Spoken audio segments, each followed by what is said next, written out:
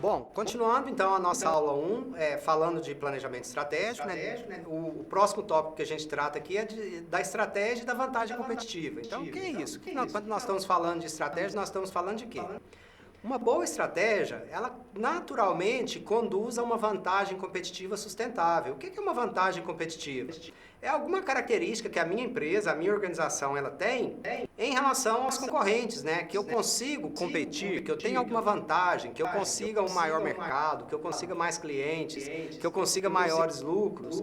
E esse sustentável é que eu consiga manter essa vantagem competitiva ao longo do tempo e que meus concorrentes dificilmente irão copiar essa vantagem competitiva, né? Então, o coração e a alma de qualquer estratégia são as ações e movimentos no mercado, que uma empresa faz para fortalecer sua posição competitiva e ganhar uma vantagem sobre seus concorrentes. Então, né, isso é fundamental, é importante essa vantagem competitiva, é importante o desenvolvimento dessa vantagem competitiva para nós continuarmos com vantagens, para nós continuarmos garantindo o nosso mercado, os nossos clientes, as nossas margens de lucro, né? Quais são essas vantagens competitivas? Como que as empresas podem desenvolver? Tem algumas vantagens competitivas que a gente chama de vantagens competitivas genéricas, e uma delas é o baixo custo, né? Eu, enquanto organização, eu posso tentar ter o menor custo possível, né? Manter os meus custos os mais baixos possível, e em tendo custos baixos, eu posso transferir esse custo baixo para o preço.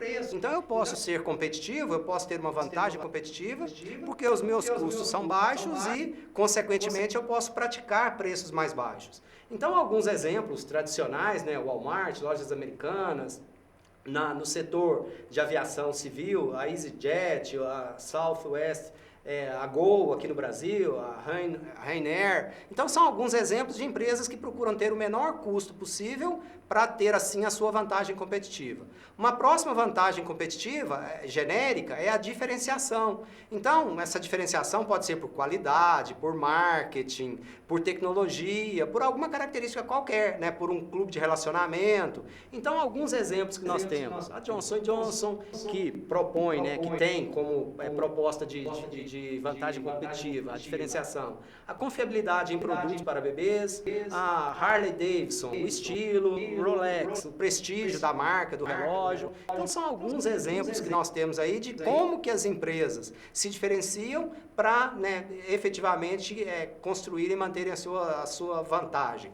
Outra vantagem competitiva, né, outra estratégia, é o nicho de mercado. Então, uma empresa, ela não vai atuar em todo o mercado, ela não vai atender de uma forma muito ampla, de uma forma mais ampla, e ela se especializa, ela foca em alguns nichos de mercado. E naquele nicho de mercado que ela focar, ela é a melhor naquele nicho de mercado, para aquele nicho de mercado.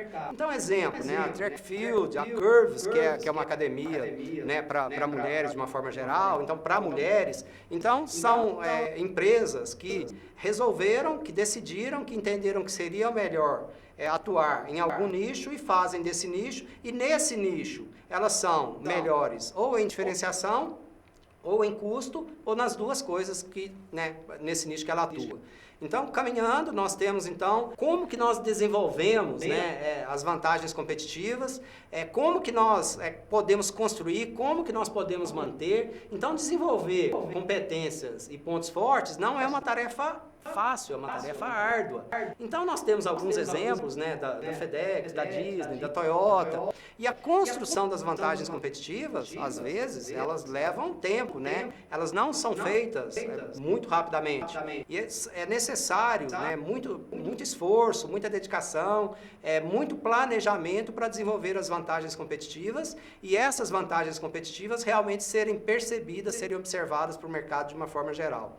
Então, outra questão é, por que a estratégia precisa evoluir constantemente, né? Então, essa é uma pergunta que nós fazemos. Por quê? Por que tem que ter uma equipe de planejamento estratégico? Por que isso tem que ser revisitado todo ano? Às vezes tem uma mudança mais radical?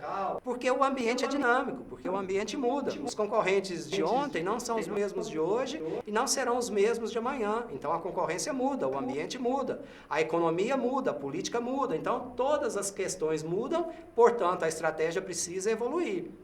E por que então, continuando?